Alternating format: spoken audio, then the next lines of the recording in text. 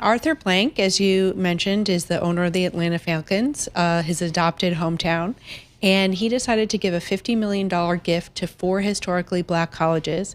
And what I found pretty remarkable is that when all 4 colleges said what our needs are, it was exactly the same thing. It was grants to students to help them finish college, get over the line.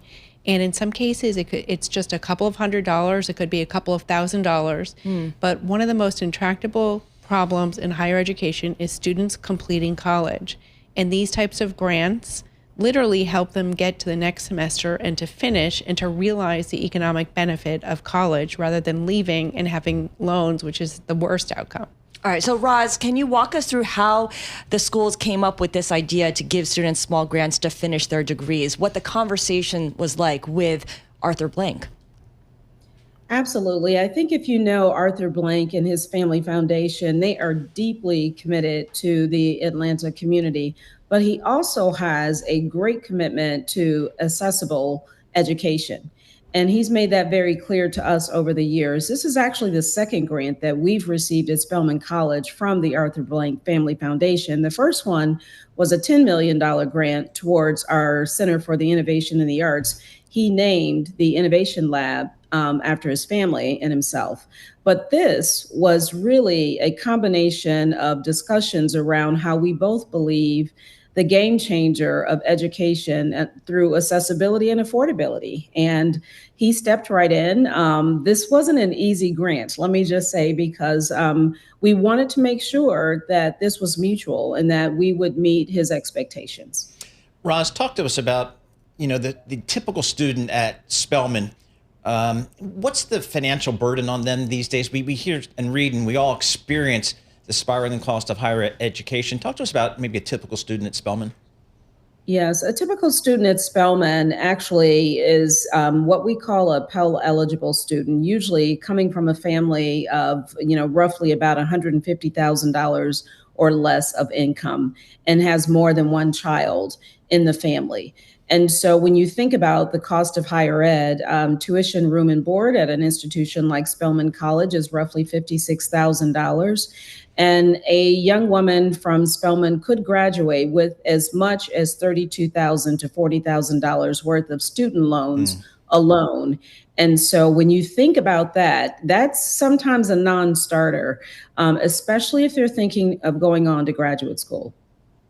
Janet, just put this into context for us, because President Trump in his second term has boosted funding for historically black colleges and universities while taking aim at higher ed. Has he followed through on that funding?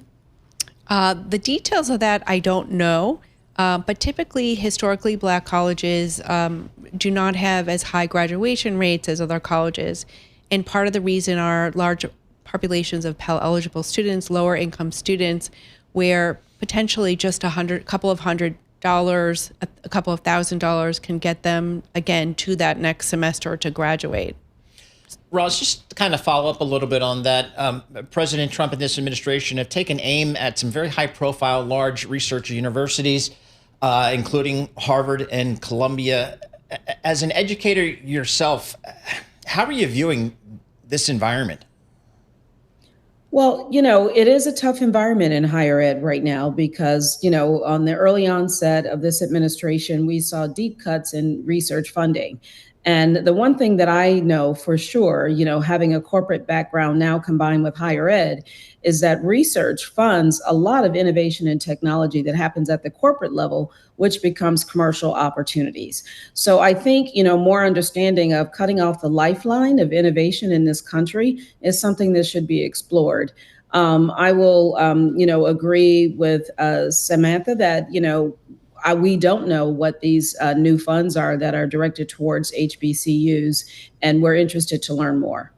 And of course, Roz, with your background leading Walgreens, leading Starbucks as COO, and of course, CEO of Sam's Club, what kind of best practices can you take from the corporate boardroom to the academic institutions that you're now running, to Spelman College, for instance, that would kind of dispel some of those concerns that people have about higher ed not knowing how to run their institutions efficiently?